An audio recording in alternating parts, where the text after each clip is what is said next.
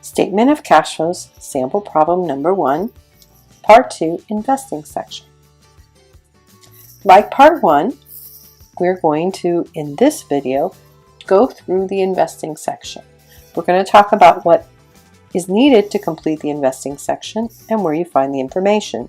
And we'll finish with completing the investing section of the Statement of Cash Flows. So once again, we have 3 sections: operating activities, investing activities, and financing activities. All of these combined give us a statement of cash flows.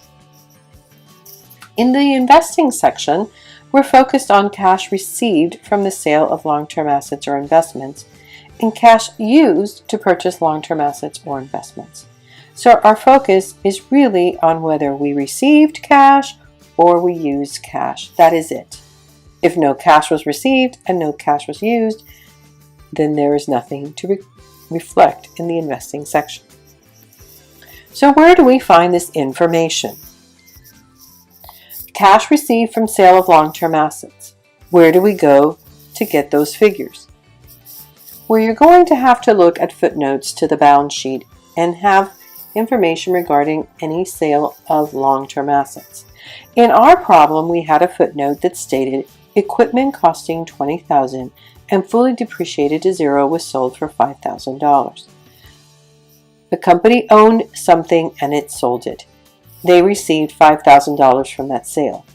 We are only concerned with the fact that we received $5,000. That would be cash received. Likewise, there was a footnote that said long-term investments costing $10,000 were sold for $12,000. The company owned an investment and is now selling it. They received $12,000 in cash. We're concerned with the $12,000 they received from cash.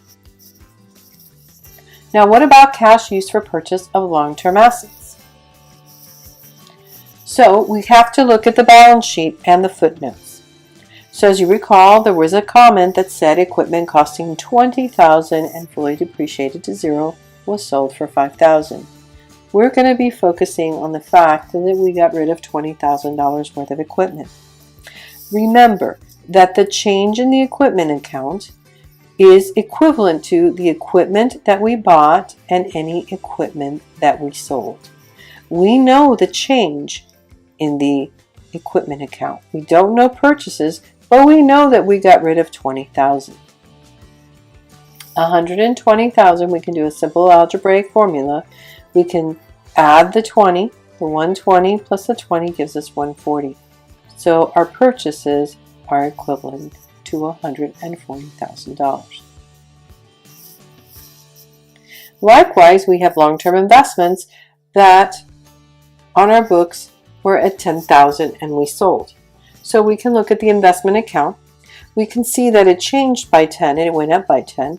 And similar to the equipment account, we know that the change in the equipment and the investment account is equivalent to any purchases plus anything we got rid of. So again, 10,000 equals X minus 10, the 10 that we got rid of. 10,000 plus 10 equals 20, so our purchases are 20,000. And because in our initial problem it told us that anything we bought would have been using cash, we know that these are going to be cash outflows. Now, what about the gains and losses? We addressed this in the operating section. Remember, the investing section only considers the amount of cash that was received or spent on long-term assets.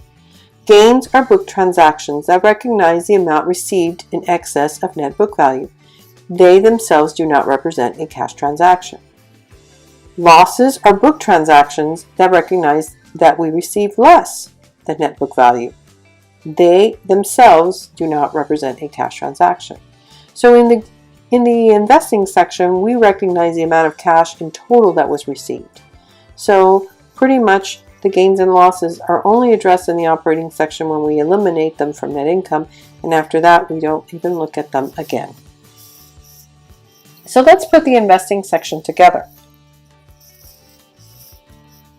What we need is any cash received from the sale of long-term assets and any cash used to purchase long-term assets. When we combine these two together, we'll either get cash provided by investing activities if it's positive, or cash used by investing activities if it turns out to be a negative number. So let's start. We had the footnotes we used, and we know we received $5,000 from the equipment we sold. So in this section of the report, we would say cash from the sale of equipment, $5,000. We had the investment we sold for $12,000. So in the report, we would show cash coming in of $12,000 from the sale of the investment.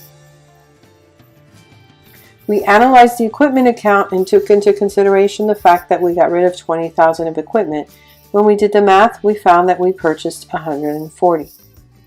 So we're going to show that as a reduction because we used cash to buy the equipment.